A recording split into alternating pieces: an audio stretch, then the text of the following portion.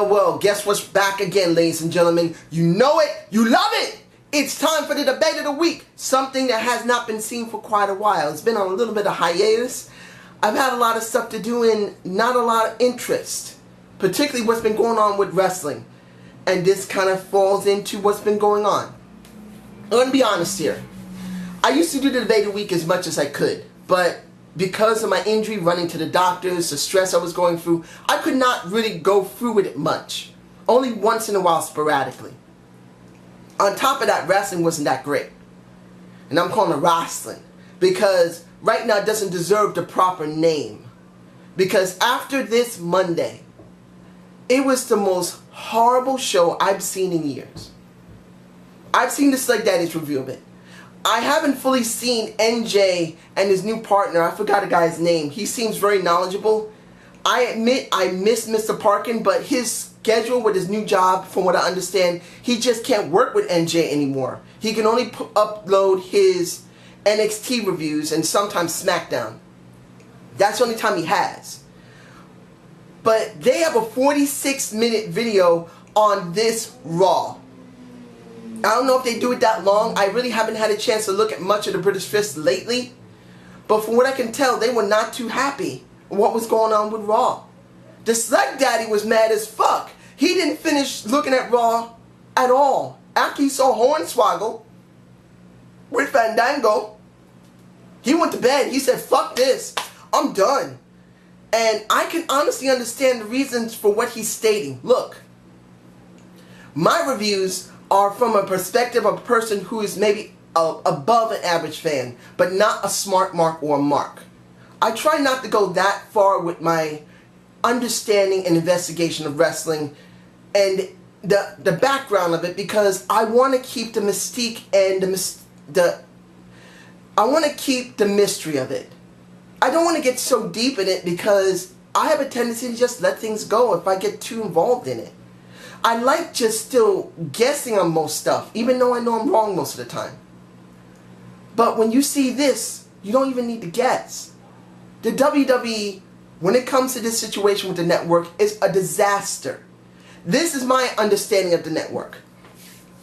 Last year, Vince and Kenny McMahon tried to renegotiate his contract with USA and could not do it properly. He actually lost money instead of gaining money in the new contract. He's been screwed for a while already because of the amounts of money that he's been pouring out for his wife going into the campaign. We all know this, that they spent at least, and even though it has been stated as roughly $100 million, I believe it was much higher than that. I do believe it was more higher than $100 million, maybe 120, 130 million. That's just my humble perspective. But when it comes down to it, over a 4-year period, losing $130 million, and your business only pulls in maybe between 200 to 400 million a year, if you're lucky. I don't think they're pulling $1 billion a year. McMahon is a billionaire, but it doesn't mean he brings in $1 billion a year. He might get maybe 100 million, maybe 200 million a year with merchandising, with arenas, with pay-per-views, from what he gets from basically from the cable companies. They don't get that much. So losing this really hurt him. I think it was 50 million a year that he's going to get from USA for Raw. So that's very bad. So trying to do the network was actually, in a sense, a very good idea. Having the network, supplementing what you have on USA, it doesn't cost a lot to run a stream. Ladies and gentlemen, there are people out there, I have seen live streams for many different shows. I have. And the people who run them, they may have they have a certain cost overrun, but they can live on just donations alone. Most of them anyway. With this company, they wouldn't lose that much. They actually would gain more than what they lose. But in this case, they're losing more than what they're gaining. When it comes down to it, they didn't structure the stream properly, so in the beginning it wasn't working right. They didn't make it global, they just left it for America when most of their people and their income comes from abroad. And then worse on top of that, terrible, terrible, terrible advertisement. They don't know how to advertise properly. Because the way they've been structuring their show, they've been throwing the network on top of the app, which people got very tired of very quickly before the network was even implemented. So the WWE messed up on the original implementation of it, they messed up on the distribution of it, and they messed up on the advertising of it. And right now, from what I understand, I believe the Slick Daddy said it was at least 700,000 subscriptions. I'm not exactly sure. I think it could be lower than that, or near that. But to be honest, if you only got nearly 1 million subscribers, and you got maybe 50 to 100 million people who watch Raw, SmackDown, the network, and your pay-per-views, 700,000 out of maybe 10 million people? Are you serious? That is bad business right there. And this is what a lot of people are worried about. Would they continue doing at least decent content, or would they fuck up? When you look at Raw, the only thing they cared about was fucking up here. I did a video earlier trying to relay how I feel. I'm going to try and say this without being too graphic or disrespectful to women.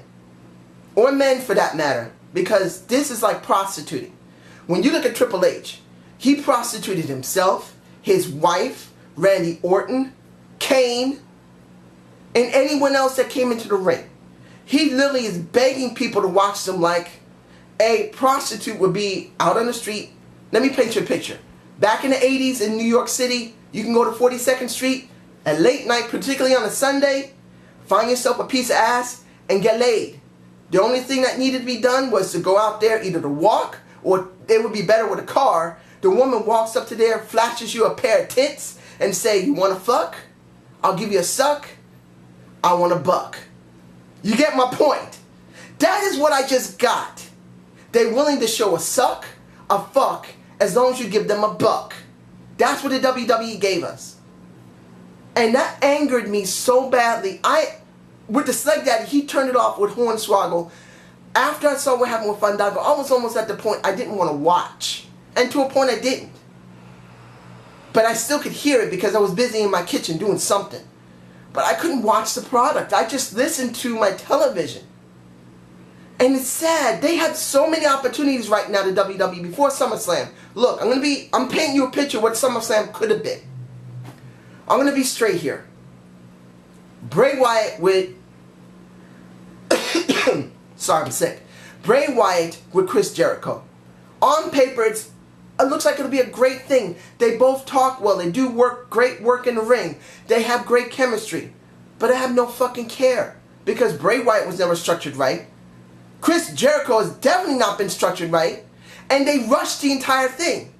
Why should I fucking care? This is how I would have done it. We have Chris Jericho coming back. And before that, before he went back to Fonzie, I would have made sure when he was working with CM Punk and anyone else that most of the time he lost, most of the time he won. Having an even balance. Instead of him losing constantly before CM Punk, and when he was with CM Punk, and after winning with CM Punk, I would have made sure that he had maybe 50% losses and 50% wins. Because you need to make sure that people really have a gauge that he could actually do something.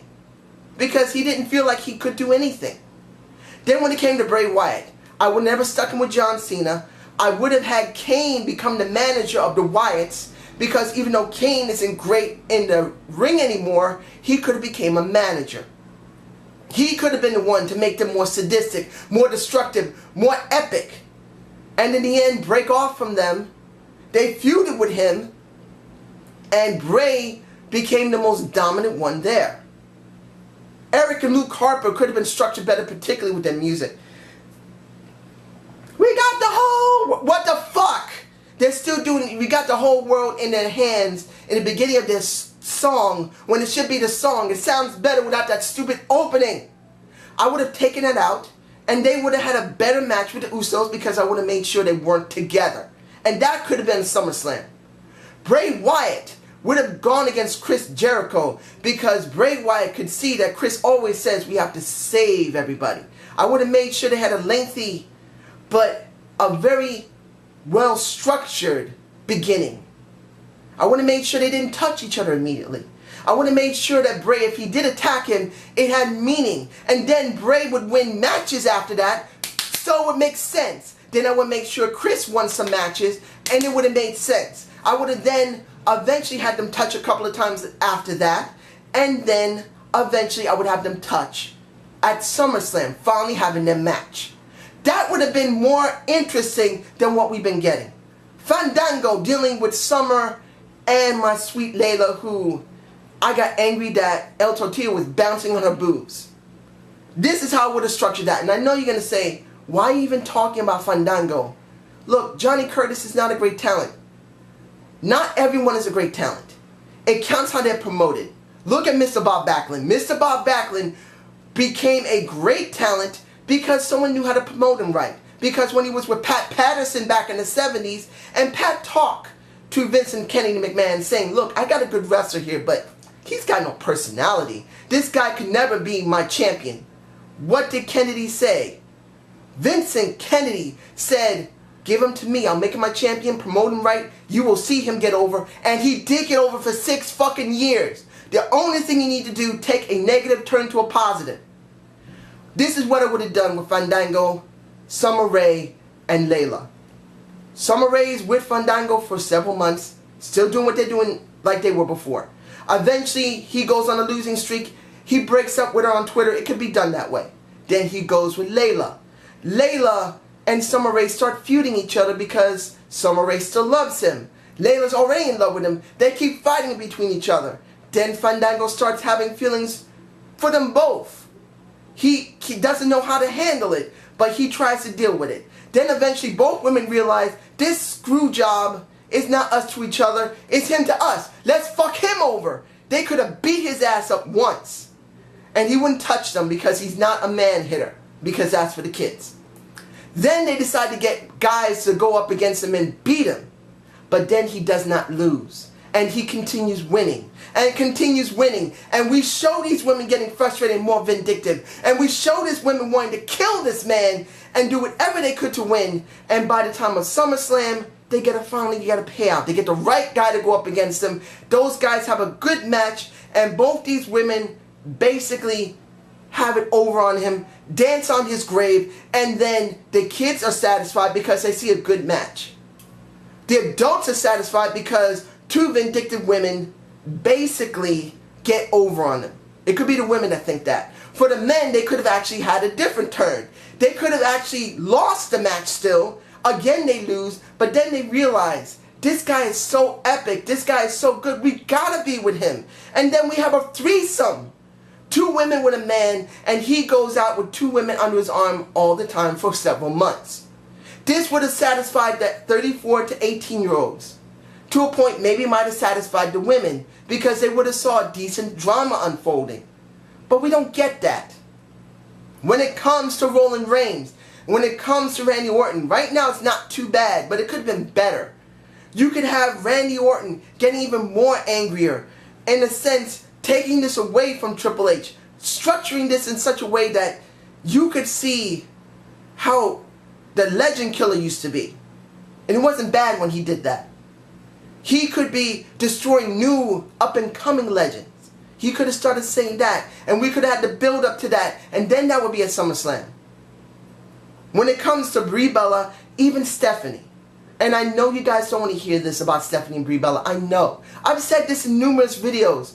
Who cares about those 2? We don't like them. Yes, Stephanie's better looking than Brie Bella. She has bigger titties than Brie Bella. She has a nicer ass than Brie Bella. She's the boss, so it makes it even more sexier. But who cares about her wrestling? The point is, right now, they're giving us something different. Like I keep saying, we don't get women in the main event if this is going to be a main event. It might be. They could have structured this better. You could have brought Daniel Bryan in a little bit more. Hell, John Cena could have been involved with Nikki while she's constantly getting her ass kicked. You could have done something extra with John Cena that would have gave something for Brock Lesnar to latch onto. The way they did their video packages on Raw sucked. It's from 2 years ago. But I did state this and I still stand by it. Those video packages that are done by in the sense of UFC style would appeal to most casual viewers. So doing that was not that bad, but it doesn't mean we all like it. You could have done this. This is how you could have structured John Cena with a Brock Lesnar. Right now, John Cena's girlfriend, Nikki Bella, is getting her ass handed to her constantly. Finally, John Cena can't stand it anymore seeing these women beat up on her. Instead of him staying in the back with his damn title, being quiet, he comes up to the ring finally, tells those women to back off, and he helps his woman up. We already know they have a relationship because of Total Divas. A couple of weeks to a month later, well, a couple of weeks if you're going to be fair about it, you have Brock Lesnar come out, terrify her, lightly knock her back down, or one of the women is scheduled to face her, knocks her out, and he's literally standing over her, and John Cena comes out. This really gives a face to John Cena, saying, this man is angrier than normal because this guy's fucking with his woman. He doesn't want his woman to be touched. He can do a great, huge video segments on it saying, one thing about my life in the WWE, I keep my life really private. I don't like that the woman I'm with, the woman I actually love very much, is being bothered. This is serious. We still have our own roles. She's in the Divas, I'm in the men's roster, but I don't want someone bothering her. This is my woman. Don't touch my woman. This is something that would have given John Cena incredible depth, that would have made this feud actually have legs. He isn't just fighting for his championship. He's fighting for the honor of his woman. Tell me you wouldn't want to see something similar to that to a certain extent. You actually would have some interest. Something with John Cena, but we don't get that. This is how SummerSlam could have been structured. And the WWE doesn't give a fuck because they only care about the network. They care about making the network so interesting, so compelling, pimping it out like everything that's on it is a bitch in heat, male or female, a transvestite, a hooker, or a gay man. No offense to any of them, but that's how pimps are. They take whatever they got and they pimp their asses out to get money. This is what we get from WWE. They should be ashamed of themselves. They should be giving us better content, and they should have been more mindful of their network and what was needed for it.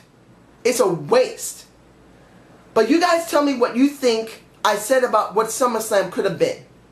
So I hope you enjoyed this debate of the week. It's been a long time. I'm going to see if I can try and do more of these. But there's certain things I have to do that kind of takes up my time. But I'm going to try and work it out. I hope you enjoyed this video. Give me a thumbs up. Tell me if I did something right. Hell, tell me if any of this sounds like crap and it makes no sense. I would love to hear it. See ya!